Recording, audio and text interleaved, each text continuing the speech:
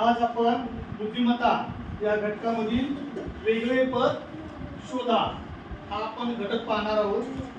हा घटक अभ्यासनापूर्वी काही आपल्याला महत्त्वाच्या सूचना या ठिकाणी दिलेल्या आहेत. एखादी आकृती वेगळी ठरवण्यासाठी पुढील पैकी कोणतीही शक्यता तपासून घ्यावी. आपल्याला 4 आकृत्या परीक्षेमध्ये अशा पद्धतीने दिलेल्या असतात. 3 आकृत्या त्यामध्ये काय असतात, सारख्या असतात, सेम असतात, आणि एक आकृती काय वेगळी असते. ती वेगळी आकृती काय करायची, आपल्याला शोधायचं आहे. तर ती वेगळी आकृती शोधण्यापूर्वी आपल्याला काही गोष्टीचं माहिती असणे गरजेचं आहे. आकृतीत जर रेखांकित किंवा छायांकित भाग असेल तर त्याचा आकार व स्थान लक्षात घ्यावे. रेखांकित भाग माहिती आहे तुम्हाला, जो की गिरवलेला रंगवलेला भाग त्याला रेखांकित भाग म्हणतात. तर त्याचा आकार लहान मोठा आपण लक्षात ठेवायचा आहे. त्यानंतर सर्व आकृत्यांचे 2 समान भाग करता येतात. दुसरं काय बघायचं आपण, ही आकृती आहे तर याचे 2 समान भाग करता येतात का, आलं लक्षात, ते आपण लक्षात द्यायचे. त्यापैकी एका आकृतीचे मात्र असे 2 समान भाग करता येत नाही. 4 आकृत्या दिलेले आहेत, कोणत्या तरी 3 आकृतीचे 2 समान भाग करता येतात आणि एका आकृतीचा समान भाग करता येत नाही, अशी सुद्धा शक्यता असू शकते. या शक्यता आहेत, या सर्व आपण आकृती पाहिल्यानंतर पडताळून पाहिजे आहे. त्याच्यानंतर एकात एक अशा 2 व 3 आकृत्या असतील तर आधी बाहेरच्या आकृत्यांची तुलना करावी. समजा एकात एक वर्तुळ दिलेले आहेत, चौकोन दिलेले आहेत, तर आपण काय आधी बाहेरच्या आकृतीची तुलना करायची, सर्व बाहेरचे सारखे आहेत का, आणि त्याच्यानंतर आतील आकृत्याची आपण काय करायची, तुलना करायची. त्याच्यानंतर पुढची शक्यता, आकृतीमधील दोन्ही चिन्हे एकमेकाच्या आरशातील प्रतिमा किंवा पाण्यातील प्रतिबिंबे असू शकतात. आकृतीमध्ये हे जे चिन्ह दिलेले आहेत, जसं की इथं दिलेले QS PR, हे काय असू शकतात, एकतर पाण्यातील प्रतिमा किंवा आरशातील प्रतिमा असू शकतात. चित्रामध्ये वर्गीकरण करताना विद्यार्थ्याचे अवांतर वाचन उपयोगी पडते. त्याच्यासाठी वर्गीकरण करत असताना आपण ठरवत असताना तुम्हाला काही अवांतर वाचनाची सुद्धा आलं पाहिजे. अवांतर वाचन सुद्धा या ठिकाणी तुम्हाला उपयोगी पडू शकते. इथे एक आपल्याला प्रश्न दिलेला आहे, तो आपण आता अभ्यासूया. इथे काय म्हणते बघा, नमुना प्रश्न दिलेले आहे. पुढील प्रत्येक प्रश्नात 4 आकृत्या ABCD दाखवलेले आहेत. जसे की इथे ABCD या 4 आकृत्या दिलेले आणि 4 आकृत्यापैकी आपल्याला काय करायची आहे, एक वेगळी आकृती शोधायची आहे. एक काय करायची आहे, वेगळी आकृती शोधायची आहे. या 4 आकृत्यापैकी 3 आकृत्या कोणत्या तरी बाबतीमध्ये समान आहेत. त्या 3 आकृत्या काय आहेत, समान आहेत, आणि एक आकृती त्याच्यापासून निराळी आहे, ती वेगळी आहे. त्या निराळ्या आकृतीची निवड करा आणि तिच्या वर्णाक्षरांचे वर्तुळ काढले करा. जसे की इथे 4 आकृत्या दिलेले आहेत, 3 आकृत्या सारख्या आहेत, एक आकृती वेगळी आहे, आणि आपण इथे ABCD दिलेले असते उत्तरपत्रिकेवर. तर जो आकृती आपल्याला वेगळी वाटली त्या आकृतीचा तो वर्णानुक्रम म्हणजे ABCD पैकी जो आहे तो अशा पद्धतीने आपल्याला काय गोल करायचा असतो, रंगवायचा असतो. तर इथं आकृती दिलेली आहे. प्रश्न पहिला बघा, आपल्याला सर्वांना माहित आहे PQRS. पहिल्या आकृतीमध्ये असे 4 अक्षर दिलेले आहेत. दुसऱ्या आकृतीमध्ये पण तशीच 4 आकृती दिलेले आहेत, 4 अक्षर दिलेले आहेत, PQRS. पहिलं काय होतं, घड्याळाच्या दिशेने. दुसरं काय आहे, घड्याळाच्या विरुद्ध दिशेने. आता पुढचं बघूया आपण, PQRS. हे सुद्धा घड्याळाच्या विरुद्ध दिशेनेच आहे. अक्षर फक्त एक एक काय व्हायलंय, पुढं चाललंय, सरकार. आता पुढचं बघूया आपण, P इथं कुठं त्या मध्यम ठिकाणी होतं, इथं कुठं गेलं वर, PQRS. हे सर्व काय व्हायले, तिन्ही पण काय व्हायले, घड्याळाच्या विरुद्ध दिशेने एक एक स्थान पुढं चालले. मात्र पहिलं पहा, घड्याळाच्या दिशेने गेलेलं आहे. कसं गेलेलं, मग इथं या 4 आकृत्यापैकी आपल्याला वेगळी आकृती कोणती वाटते,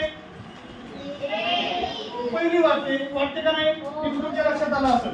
P नंतर Q घड्याळाच्या दिशेने चलेल का, आपल्याला माहिती आहे 9 वाजता 10 11 12 त्याला क्लॉकवाईज म्हणतो आपण. काय म्हणतो, याला म्हणतो अँटी क्लॉकवाईज. काय म्हणतो, घड्याळाच्या विरुद्ध दिशेने अँटी क्लॉकवाईज.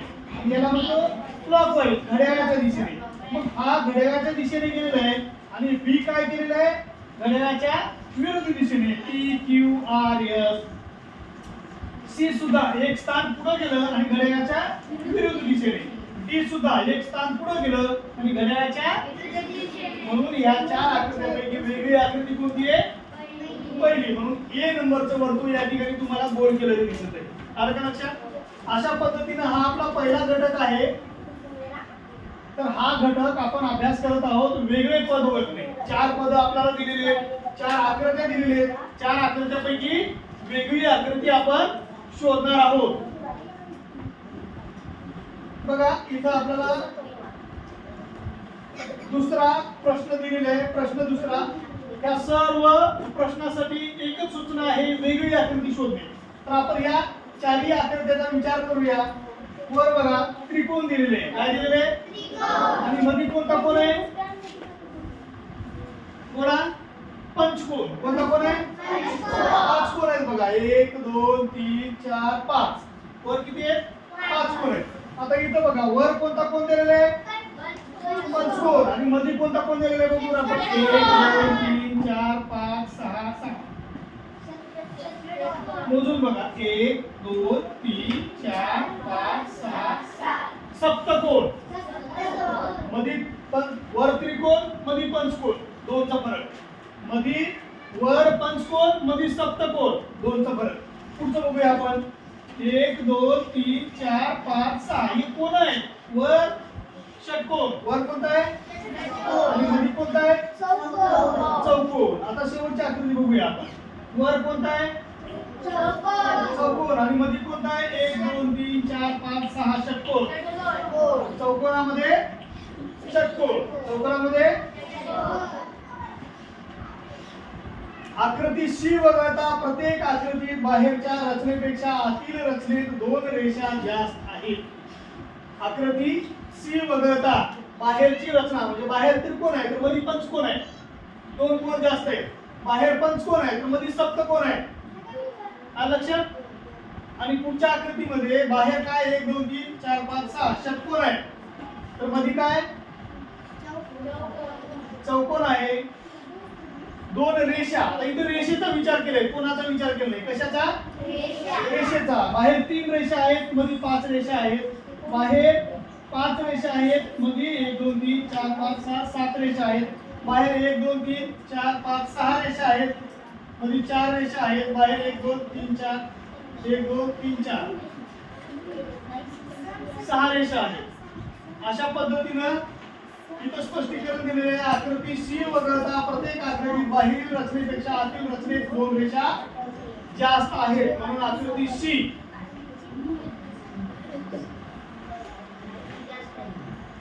इथं ह्या प्रश्नाचा विचार केला तर इथं आकृती सी जरी म्हणत असलं तरी आपण जर पूर्ण प्रश्नाचा विचार केला तर बाहेर 3च आहे त्रिकोण. मध्ये 1 2 3 4 5 रेषा आहेत. पंचकोन 2चा फरक आहे. 2 मध्ये सुद्धा बाहेर पंचकोन आहे आणि मध्ये 1 2 3 4 5 6 7 सप्तकोन आहे. इथं विचार केला तर 1 2 3 4 5 6 षटकोन बाहेर आहे आणि मध्ये चौकोन आहे. 1 2 3 4. इथं सुद्धा 2चा फरक आहे. सर्वच आकृत्यामध्ये 2 2चा फरक आहे. त्यामुळे इथं उत्तर शोधणं आपल्यासाठी कठीण आहे. जरी इथं पुस्तकामध्ये दिलं असेल सी तरी इथं सी उत्तर याचं नाही. सर्व आकृत्या हे बरोबरच आहे. आलं लक्षात? इथं सुद्धा बाहेर चौकोन आहे, मध्ये षटकोन आहे. 1 2 3 4 5 6. त्याच्यामुळे ह्या प्रश्नाला आपण बाजूला ठेवूया. पुढच्या प्रश्नाकडे जाऊया. पुढची आकृती आपल्याला इथं दिलेली आहे बघा. प्रश्न क्रमांक 3. बाहेर वर्तुळ आहे, आत एक वर्तुळ आहे. इथं सुद्धा बाहेर काय आहे? चौकोन आहे, आत एक चौकोन आहे. इथं बघा बाहेर त्रिकोण आहे, आत काय आहे? चौकोन आहे. इथं बाहेर सुद्धा आयत किंवा चौकोन आहे, मध्ये सुद्धा आयत किंवा चौकोन आहे. म्हणजे बाहेरच्या आकृतीमधली आकृती तिन्ही ठिकाणी सारखी आहे. आणि सी मध्ये कशी आहे? वेगळी. ओळखू येते का? म्हणून याच्यामधलं उत्तर कोणतं आहे मग? सी. सी ही आकृती कशी आहे?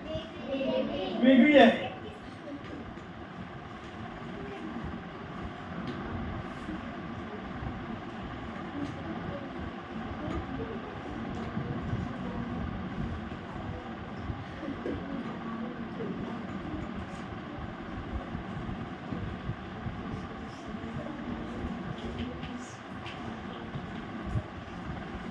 आपण आपण आता ह्या आकृत्यांकडे जाऊया. इथं एक आपल्याला प्रश्न दिलेला आहे. चारही आकृत्याचं तुम्ही निरीक्षण करा आणि वेगळी आकृती कोणती वाटते ते तुम्ही सांगा. बघा, ही घड्याळ किंवा दिसतंय तुम्हाला, घड्याळाला दोन दोन काटे दिसत आहेत. सर्वांचं निरीक्षण करा आणि मला सांगा वेगळी आकृती कोणती आहे. वेगळी आकृती सी आहे. काय कारण कर रुद्र? हा, ज्या ठिकाणी आपण एचा विचार केला तर दोन्ही बाण आपल्याला घड्याळासारखे बाहेर दिसतात. बीचा विचार केला तर तसंच आहे, दोन्ही बाण आपल्याला बाहेर दिसतात. सीचा विचार केला तर एक बाण बाहेर आहे, मात्र एक बाण उलटा आपल्याला ते लावलेला आहे. आणि डी सुद्धा दोन्ही बाण कसे आपल्याला दिसतात.